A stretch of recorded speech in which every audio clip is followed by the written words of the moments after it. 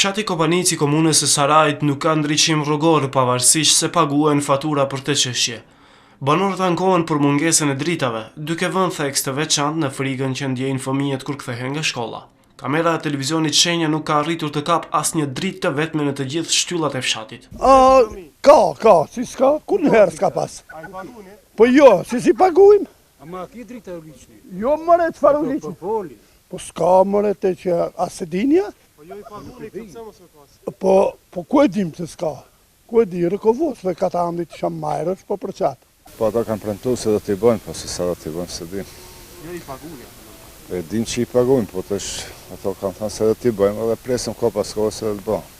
Kanë bënë me nga udhëheqësia e fshatit, kanë bënë, disa herë kanë shkuar, që ju kanë thënë se do të bëhet, por deri sot hala s'ka kur që. Po mungojnë, si s'mungojnë, si s'do të natën shtesh dimit. Jo, sa mirë, duhet me pas. Ja, valla i pagujnë, po ka, çka me bësh. Na s'kena punë çfarë. Po tote se është dita e shkurt, vinë vonë, po tote po ta marr mendja. I pagujnë, po. Duket kur dalëm hiç, datën problemi më thash. Duket. Krerët e bashkësisë lokale, pavarësisht se u kërkuan për qëndrim, nuk pranuan të flasin.